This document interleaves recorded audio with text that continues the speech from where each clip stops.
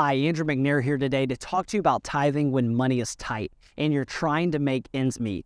You may be in a season where you're bringing in a paycheck, but at the end of the day, you're just not sure where the money is going. Maybe there's more month at the end of the money, if you know what I mean.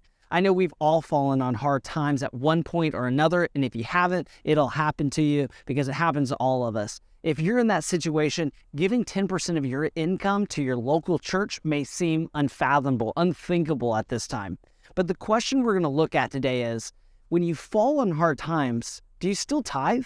I say absolutely. If you aren't tithing because you can't pay your bills, I have 3 challenges for you to get back on track. So let's dive right in.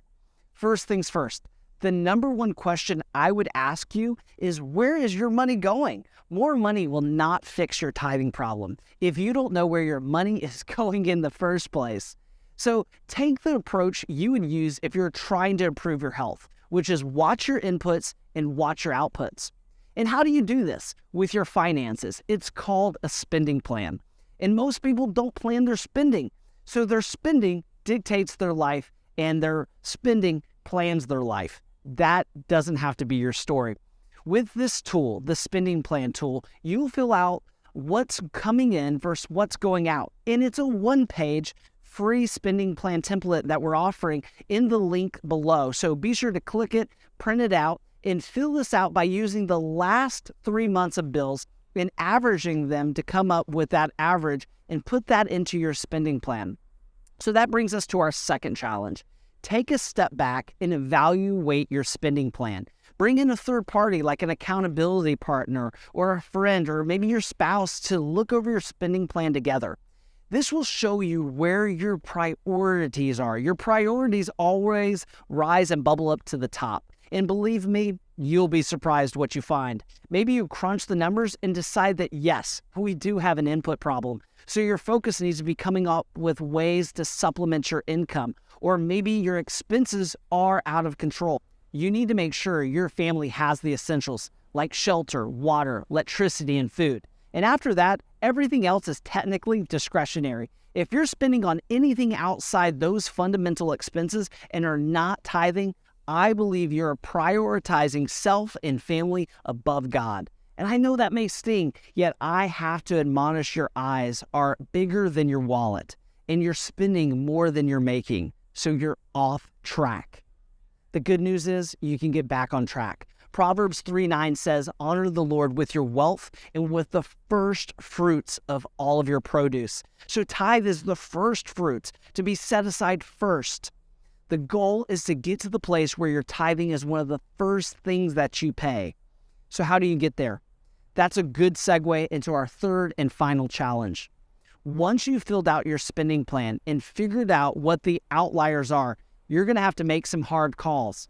You may have to increase the inputs, getting a second job, asking for a promotion. But the first thing you can do is watch those outputs. The first thing you can do is sell what you can. Anyone can sell basically anything just about online these days from the comfort of their home, whether it's the Facebook Marketplace or yard sale apps or even eBay. Post items to earn extra cash while purging what you really don't need anymore. Another hard call you have to make sometimes is the downsize, and that's where your spending plan comes in again.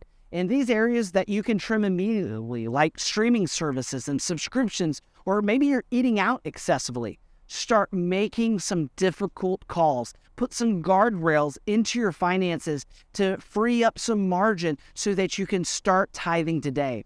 Also, making your rent or mortgage payment is typically the largest household expense. So maybe it's time to start researching moving into a smaller home or apartment to save on living expenses and reduce your bills. If you reduce your footprint, you usually reduce your bills. Other ways to downsize including waiting on upgrading things, such as upgrading to the new iPhone or having a staycation instead of your trip to Disney that was planned this summer. The final hard call is having the tough conversations, typically with a spouse, which we found that one spouse may be a spender and the other spouse is the saver. So maybe you need to sit down with your spouse and evaluate who's doing the spending and how you can reduce it. Or better yet, if you're the guilty party, maybe you need to have a hard conversation with yourself And ask yourself, what's the root issue driving you to spend so much? So I hope this video has helped you to look at your finances and cut expenses so you can make more room to start tithing today. Tithing is more than just giving 10%. It's being responsible with the whole 100% that God has given you. No one said that this would be easy, but the payoff is worth it. If you want to learn more about my own story from greedy to generosity, be sure to get a copy of my new book, The Giving Crisis. You can be one of the first ones to have the first copies in your hands by clicking the link below. Also, I want to thank you for watching. If you like this video, don't forget to click subscribe so that you can find out more tools and tactics to try to tithe more tomorrow than you're tithing today.